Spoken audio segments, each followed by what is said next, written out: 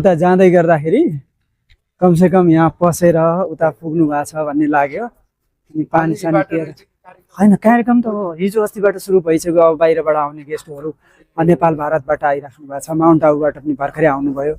अब यो करिब 250 जनाको चाहिँ आवासीय सुविधाको कुरा भइराखेको छ। अनि हामी यसैमा अब भोलि त विशेष कार्यक्रम नै भइहाल्यो।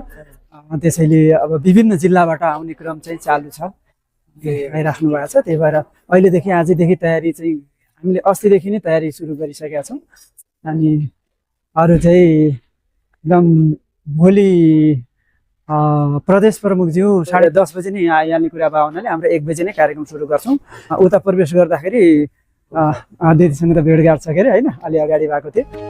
स्वागतम स्वागतम स्वागतम स्वागतम हजुरहरू पाल्नु भयो आज हामी मजा।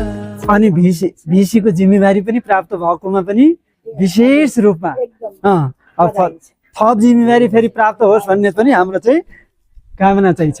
कार्यकाल एकदमै सफल र सुखद रहोस्। आउने अवसर मिल्यो मलाई पनि गुरुबाट आउँदाखेरि ठ्याक्क पर्खिनु भन्नुभयो। रमाइलो पल हो यो राखौँ सम्हालेर स्नेहको हार। पहिला बाबाको 2 मिनट यसो बाबा भुइँमा कुर्सीमा कता बस्नु सजिलो हुन्छ हजुरलाई? यस भुइँमै।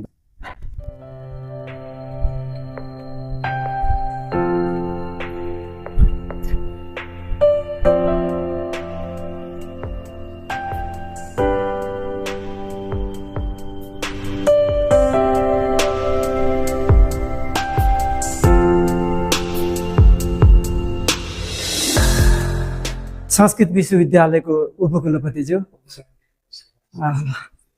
हाम्रो दिदी टिकापुरबाट स्वागत छ। अनि नेपालगञ्जबाट, बनारसबाट, अनि दाजु पनि बनारसबाट। बनारसमा पढ्नु यही पढ्यो? यहीँ पढ्नु हो? यहीँ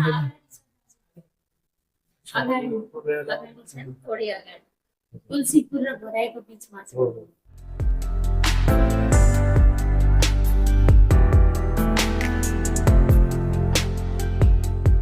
यहाँ नेपालका दूसरा यूनिवर्सिटी है। पहला यूनिवर्सिटी त्रिभुवन विश्वविद्यालय है और दूसरा ये संस्कृत यूनिवर्सिटी है। माउन्ट आबू से लगभग 50 साल 55 सालदेखि माउन्ट आबू देश विदेश सबै यो राजयोग शिक्षा साधनाको प्रचार प्रसार भनेपछि पुरा विश्वको अनेक देशमा। शुभ नाम? आत्मप्रकाश। आत्मप्रकाश।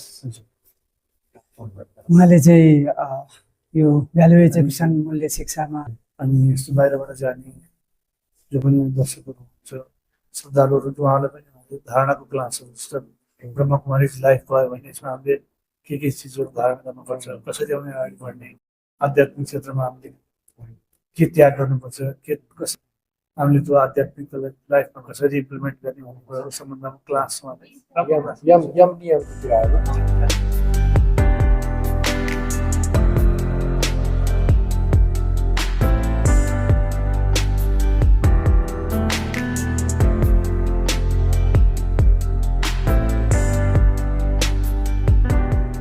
जस्तो उहाँहरू चाहिँको नाम सक गरेर 5जना उहाँहरूलाई हरेक रुममा 5वटा कहीँ 4वटा बेडहरू राखिदिएको छ। अनि एट्याच बाथरुम छ। नेक एन्ड क्लिनको लागि त एकदम चाहिँ त्यसमा हुन्छ।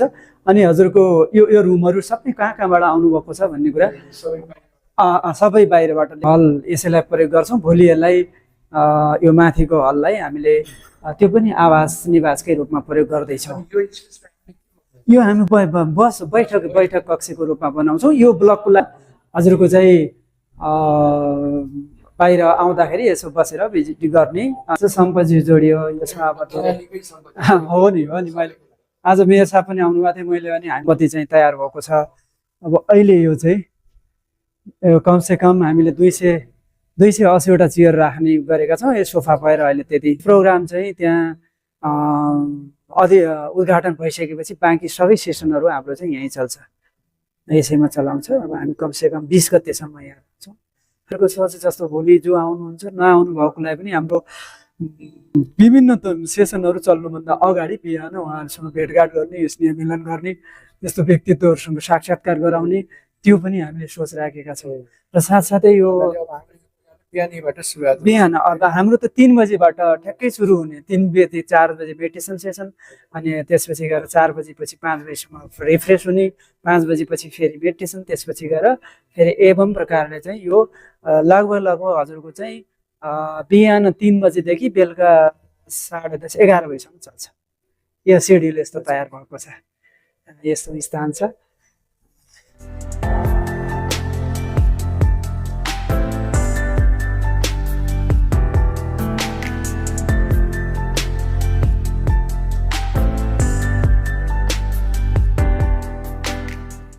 त्यसपछि हामी अब पल्लो चाहिँ खाली ठाउँमा चाहिँ सभा हल बनियो अन्डरग्राउन्ड पार्किङ सहितको। यो त पुरै निवास हो, यो आवास निवासको लागि मात्रै, यो निवास मात्रै हो। अब हामीले अर्को चाहिँ उता चाहिँ बनाउँछौँ।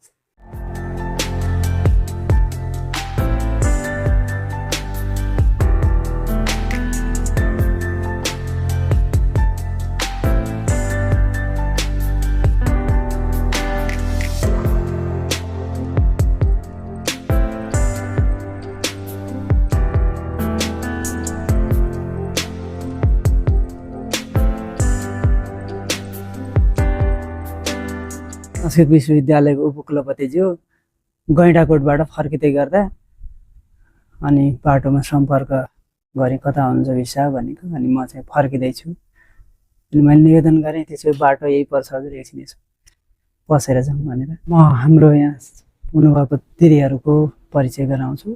ब्रह्मकुमारी नेपालको अध्यक्ष परमादरणीय दिदीजी अध्यक्ष हुनुहुन्छ, वरिष्ठ उपाध्यक्षज्यू कमला दिदी हुनुहुन्छ, उपाध्यक्षज्यू केन्द्रीय उपाध्यक्षज्यू, त्यसै गरी केन्द्रीय महासचिवज्यू, सचिवज्यू, अनि यसै गरी उता हाम्रो बागलुङ क्षेत्र गर्नुहुन्छ साथीले दिदीज्यू, अनि धनगढीबाट मिरा दिदीज्यू, यता शान्ति दिदीज्यू भैरवाबाट, अनि बुटोलबाट, अनि नेपालगञ्जबाट क्षेत्रीय सचिवज्यू।